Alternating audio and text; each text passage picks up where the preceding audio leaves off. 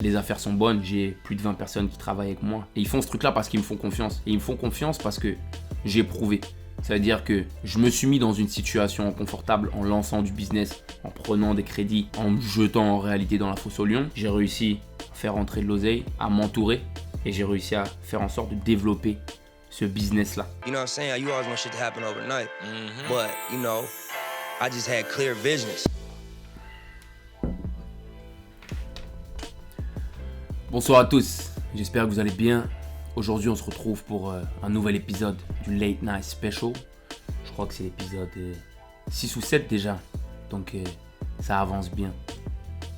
Et ce soir j'avais envie de vous parler de quelque chose que j'ai posté sur Twitter récemment et sur lequel j'ai eu quelques questions. Je vais vous relire le tweet. Et le tweet disait « C'est dangereux d'avancer à moitié. À partir du moment où tu veux quelque chose, sois courageux. Personne ne respecte la timidité. Les gens hésitent à travailler avec les individus qui ne sont pas super confiants dans ce qu'ils font. La chance sourit aux audacieux. » Et en relisant ça, je me suis dit, ça me fait penser à quelque chose. Et ce quelque chose, c'est quoi ? C'est le livre Power, les 48 lois du pouvoir de Robert Greene. Et je me suis replongé à l'intérieur pour retrouver cette fameuse loi, qui est la loi numéro 28 ou 29, qui dit en gros « faites preuve d'audace ». Et du coup, ce soir, j'avais envie de parler avec vous de ce thème-là, le fait justement de faire preuve d'audace. Ce que les gens ne comprennent pas quand ils font du business par exemple, c'est qu'ils vont toujours avoir tendance à vouloir démarrer ça, par exemple, comme un side hustle. Je vais faire ça à côté de mes études, je vais faire ça à côté de mon taf. Et je vais démarrer sur le côté sans réellement me lancer. Et en fait, ce qui se passe avec ce truc-là, c'est que souvent, ils démarrent ça comme un side business. Le problème de faire ça, c'est qu'ils ne mettent pas suffisamment d'intensité pour le faire décoller. Ils ne mettent pas suffisamment de croyance dans leur projet en se disant « ça va marcher ». Et ce qui se passe, c'est que le fait de faire ça, eh bien constamment, ils vont mettre du doute dans leur public, parce que en réalité le public qui les suit se rend compte que le protagoniste, la personne qui a décidé d'incarner ce projet-là, ne se lance jamais à fond. Pourquoi est-ce que demain j'irai mettre de l'énergie dans quelque chose si le créateur lui-même du projet n'y croit pas à un tel point qu'il peut se mettre à fond dans ce projet-là?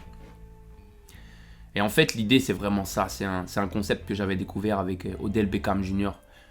Qui postait ça il y a 5-6 ans, qui disait This year, I quit half stepping. Donc cette année, j'arrête de faire les choses à moitié. J'arrête de marcher à moitié, mais donc j'arrête de faire les choses à moitié. Et c'est vrai que quand j'avais entendu ce truc-là, ça avait résonné en moi parce que j'avais l'impression que sur les projets que je menais à l'époque du coup, eh bien j'avais tendance justement à y aller à moitié, constamment. Ça veut dire que j'étais très bon pour démarrer 2, 3, 4, 5 projets en même temps. Par contre, il n'y avait aucun de ces projets-là dans lesquels je mettais de l'énergie à 100%. Et du coup, le fait qu'il n'y ait pas une intensité suffisante pour que ça décolle, eh bien, ça ne décollait réellement jamais. C'est Don Pierre Albertini qui disait ça, je crois.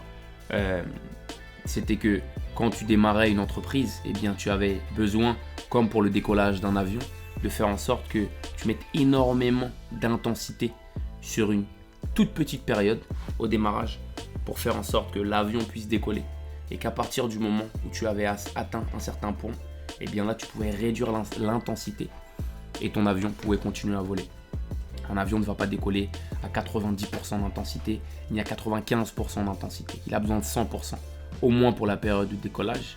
Et une fois que ça y est, il a décollé et qu'il est arrivé à bonne vitesse, eh bien on peut réduire l'intensité et il peut se mettre sur un mode, comment on dit, un mode pilotage automatique, un mode cruising, où il va simplement pouvoir continuer sa route avec du coup moins d'intensité. Et l'idée en fait c'est ça, c'est de faire en sorte que par rapport aux choses que vous allez devoir lancer, que vous allez vouloir lancer, eh bien il est important de faire preuve d'audace, de faire preuve de courage dans ces projets-là. Si vous vous rendez compte que ça y est, il y a quelque chose qui résonne en vous, vous avez envie de le lancer, lancez-vous à l'intérieur à 100%. Comme je disais tout à l'heure, ça va vous permettre d'augmenter votre niveau de croyance par rapport à la réussite du projet parce que vous mettez toute votre énergie à l'intérieur.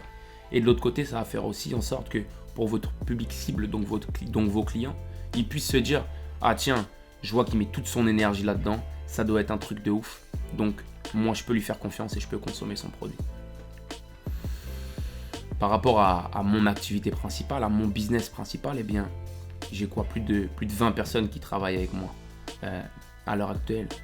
Et je sais que le fait que je puisse, moi, tous les jours, me réveiller le matin et mettre 100% de mon énergie à l'intérieur de ce projet-là, eh bien, ça permet aux gens qui travaillent avec moi d'avoir confiance dans ce que je fais.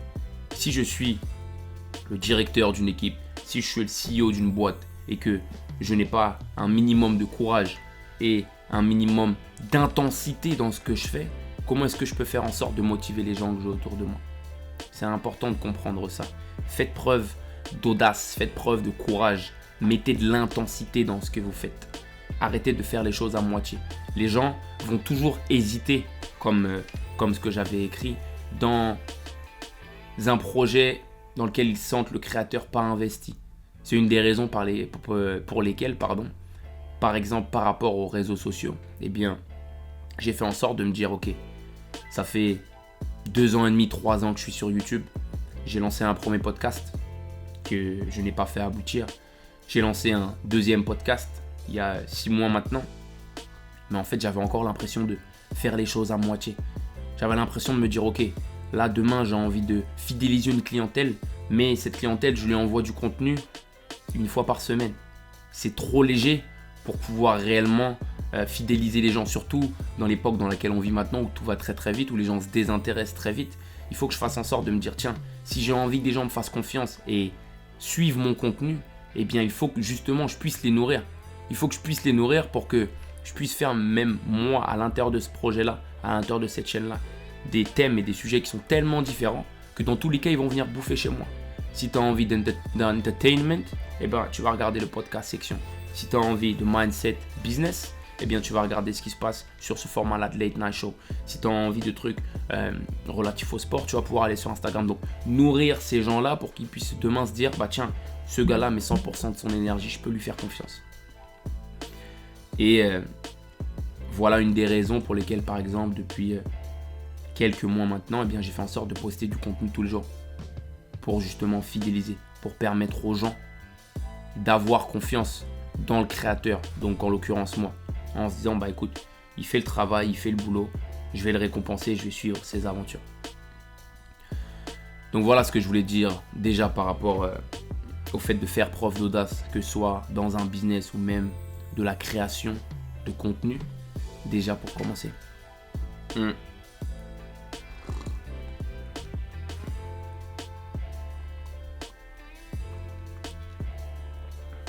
Et du coup, c'est vrai que là, j'ai repris des thèmes donc, qui sont énoncés dans cette loi du pouvoir.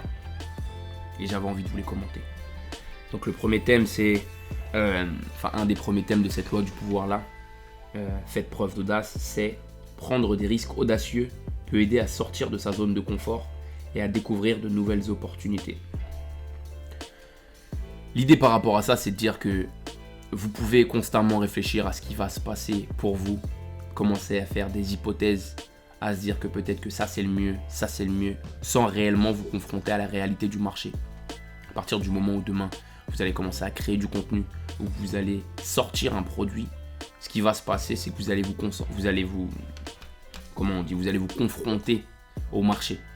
Vous allez vous confronter à la réalité, à ce qui se passe réellement dehors. Et vous allez pouvoir savoir si réellement votre produit est bon ou si votre contenu est bon. Le problème, c'est que tant que vous ne sortez pas votre produit, tant que vous ne sortez pas votre contenu, eh bien, vous ne pouvez pas savoir ce que les gens réellement attendent ou vous ne pouvez pas savoir ce que les gens aiment ou n'aiment pas. L'avantage de justement être courageux par rapport au fait de sortir votre produit, de montrer votre bébé aux yeux du monde, eh bien, c'est de pouvoir faire en sorte que cette action-là même va vous permettre de pouvoir découvrir de nouvelles opportunités, mais dans le sens va vous permettre de vous dire, bah tiens, ça y est, ce truc-là, il est fait. Mon mindset, j'ai pu le mettre en mode on. Je sais ce qui se passe, je sais quelle est la réalité du terrain et je vais pouvoir, grâce à ça maintenant, prendre une direction.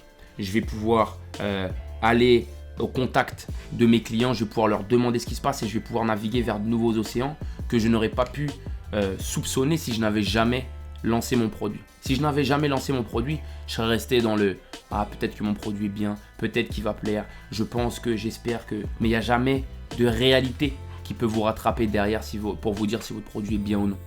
Donc ça, c'est la première chose par rapport au fait justement de prendre des risques audacieux. La deuxième chose, c'est les personnes audacieuses sont souvent perçues comme des leaders et inspirent les autres à suivre leur exemple. Encore une fois, je reprends l'exemple du business. Là, maintenant, les affaires sont bonnes. J'ai plus de 20 personnes qui travaillent avec moi sur mon business principal. Et ils font ce truc-là parce qu'ils me font confiance. Et ils me font confiance parce que j'ai prouvé. Ça veut dire que je me suis mis dans une situation inconfortable en lançant du business, en prenant des crédits et en me jetant en réalité dans la fosse au lion. J'ai réussi à faire rentrer de l'oseille. J'ai réussi à m'entourer. Et j'ai réussi à faire en sorte de développer ce business-là. Donc en fait, réellement, eh bien, pour les gens qui vont travailler à l'heure actuelle avec moi, une des raisons qui font qu'ils travaillent avec moi, c'est qu'ils se disent « Tiens, j'aimerais faire comme lui. J'aimerais réussir à faire la même chose que lui. Et j'aimerais réussir à faire la même chose que lui. » Et il y arrive parce qu'il a réussi à prendre les bonnes décisions et surtout à passer à l'action. Donc du coup, le fait de passer à l'action, encore une fois, le fait de faire preuve de courage, eh bien, ça va vous permettre de faire en sorte que les gens qui vous entourent, eh bien, ils aient confiance en vous. Personne ne peut me dire, tiens, par rapport à mon activité principale, ça tu ne sais pas le faire ou ça tu ne sais pas le faire. Parce que même si je ne le fais plus à l'heure actuelle, eh bien, je l'ai fait au bout d'un moment. Et je l'ai fait jusqu'à temps de pouvoir avoir les ressources nécessaires pour trouver quelqu'un qui avait plus de compétences que moi pour travailler avec moi. Tous les gens que j'ai à l'heure actuelle à l'intérieur de ma boîte, ils sont meilleurs que moi à un poste. Et je ne m'entoure que de gens qui sont meilleurs que moi. Et encore une fois, ces gens-là, même s'ils sont meilleurs que moi dans un domaine, eh bien, ils savent qu'ils peuvent me faire confiance parce que je vais avoir un point de vue plus global sur l'activité parce que j'ai réalisé à peu près tous les postes de cette activité-là. Donc ça, c'était pour le deuxième point. Le troisième point, c'était l'audace peut également aider à faire avancer des causes importantes et à faire entendre sa voix dans des situations où la conformité est la norme. Ça me fait penser à la notion de révolution. Et je vais le reciter encore une fois, je le cite beaucoup en ce moment parce que je ne le connaissais pas avant, Anthony Bourbon, qui disait dans le podcast de Théo Lyon que une de ses missions principales, c'est de faire la révolution dans le pays, mais dans le sens positif de réussir à allumer la mèche, pouvoir fabriquer les étincelles qui vont vouloir instaurer le changement. Et l'idée par rapport à ça, c'est que beaucoup de gens vont avoir des idées qu'ils vont la plupart du temps garder pour eux. Et il y a très peu de gens qui vont oser communiquer ces idées-là pour les véhiculer. Et ce qui se passe, c'est que demain, le fait de vous faire preuve d'audace, faire preuve de courage, eh bien, vous allez pouvoir permettre de rallier des gens à une cause. C'est ce que j'ai fait en 2017 quand je suis rentré des US. J'ai créé un groupe qui s'appelait Game Changers. Et l'idée avec ça, c'était quoi ? C'était de pouvoir connecter des entrepreneurs qui étaient à des stades de j'ai juste une idée, j'ai déjà créé ma boîte où je rentre déjà de l'argent tous les mois pour pouvoir justement leur permettre d'échanger entre eux, de régler des problématiques, de pouvoir faire en sorte que nos petits frères, nos petites sœurs qui sont derrière, qui vont avoir besoin de stage, qui vont avoir besoin d'un travail, eh bien on puisse les fournir. Et l'idée avec ça, c'est quoi ? C'est que quand j'ai commencé à en parler aux gens autour de moi, en l'espace de 2-3 mois, on avait plus d'une 50aine de personnes qui étaient impliquées à l'intérieur du projet. En fait, ce qui se passe, c'est quoi ? C'est que chacune de ces personnes-là, elle voulait sans doute déjà réaliser ce projet-là ou elle avait déjà des idées comme celle-ci. Mais le truc, c'est que comme il n'y avait personne qui incarnait cette idée-là, eh bien, ils gardaient cette idée-là dans un coin de leur tête. À ce moment-là, par exemple, je me suis dit, écoute, tu sais quoi, ce groupe, on va le faire. On va prendre du temps parce que je sais tous les bénéfices, tous les avantages qu'on peut avoir à mettre ce projet en place. Et donc, encore une fois, le fait de mettre cette idée en place, le fait de faire preuve de courage par rapport à ça, ça a pu me permettre de trouver des gens qui m'ont fait confiance pour mettre simplement en place cette idée et me nourrir justement de cette énergie qu'avait le groupe pour faire évoluer ce projet-là. Donc voilà. Cependant, il est important de ne pas être impulsif et de prendre le temps de planifier soigneusement ses actions audacieuses. on en revient à la même chose et c'est ce dont je vous ai déjà parlé. Et en vrai, ça va de pair avec la dernière idée, c'est pour ça que je vais la donner directement. Il est également crucial de savoir s'adapter aux échecs et de ne pas abandonner lorsque les choses ne se passent pas comme prévu. L'idée par rapport à ça, il y a deux choses. La première chose, c'est l'importance de la planification. Ça veut dire que avoir une idée et vouloir foncer sans réfléchir, c'est quelque chose de stupide. Vous le savez, je vous apprends rien. L'important, ça va être de pouvoir vous planifier un projet que vous avez, une idée que vous avez envie de mettre en place, un objectif que vous avez envie d'atteindre. Et par rapport à cet objectif-là, de pouvoir s'adapter, de pouvoir être flexible. Pour pouvoir en fait simplement marcher avec les airs du temps. J'entendais un gars qui se fait appeler docteur holistique sur un podcast il y a 2 heures. Et en fait, il est dans une diète uniquement basée sur des plantes, etc. Machin. Il mange entre midi et 16h ou 17h. Le reste du temps, il est sur du fasting, donc sur du jeûne. Et au bout d'un moment, le gars lui dit « Mais comment tu fais si demain, tu vas au restaurant avec une meuf le soir ? Est-ce que tu vas lui dire « Bah tiens, on va au restaurant ensemble et je ne mange pas ?» Et il disait « Non, en vrai, je me tiens flexible par rapport à ça. » C'est la flexibilité qui va vous permettre de pouvoir avancer dans le temps. La volonté de vouloir rentrer dans quelque chose, se dire « Bah tiens, je vais le faire à fond. » Et je ne vais même pas réfléchir, même pas prendre le temps de voir à quel moment est-ce que je dois m'adapter, à quel moment est-ce que je dois être flexible. Eh bien, ça fait en sorte que les aléas de la vie, peuvent en fait simplement vous faire abandonner cette idée-là. Alors que le fait d'être simplement suffisamment smart pour pouvoir vous planifier et vous adapter à votre programme, à votre emploi du temps, eh bien, ça va vous faire en sorte de beaucoup plus facilement pouvoir tenir sur le long terme. Je prends mon exemple, par exemple, j'ai démarré au mois de décembre le Monk Mode de Iman Gadzhi, donc en gros le mode moine, sur lequel en gros c'est 10 habitudes à effectuer, par lesquelles il faut passer tous les jours. Je vous en reparlerai dans des vidéos suivantes. Et en fait l'idée par rapport à ça, c'est que je me suis rendu compte que là c'est bien pendant 7 à 8 semaines, j'avais pu les faire à 100% sans que ça devienne trop difficile. Mais en fait le truc c'est que les derniers événements, on va dire, sur les semaines qui sont passées, m'ont montré que tiens, je ne pouvais plus le faire avec la même rigueur. Il y avait besoin que je l'adapte. Donc par exemple, quelque chose que j'ai pris le temps de faire aujourd'hui, c'était de pouvoir repenser ce projet-là, cet objectif-là. Parce que l'idée, c'est toujours d'aller dans la même direction. Simplement, il faut que je m'adapte et que je sois un petit peu plus flexible par rapport à ces routines-là, à ces habitudes-là. Sinon, en fait, je vais simplement être obligé de le lâcher complètement. Et ce n'est pas quelque chose que je veux faire. Donc en vrai, voilà. Pour finir sur ce point-là, sur cette loi du pouvoir de Robert Greene, je vous ai dit que j'allais reprendre des lois un peu prises au hasard de Robert Greene. Aujourd'hui, c'était faites preuve d'audace. J'espère que ces quelques perspectives vous permettront de pouvoir simplement réfléchir peut-être à des choses que vous avez envie de mettre en place. N'hésitez pas à me laisser des questions dans les commentaires si vous en avez. N'hésitez pas à partager ce contenu avec des frères d'armes, avec des amis à vous. Si elles ont résonné ou si vous pensez qu'elles peuvent vous aider. Et puis n'hésitez pas à vous abonner pour plus de contenu comme ça. On est ensemble. Peace.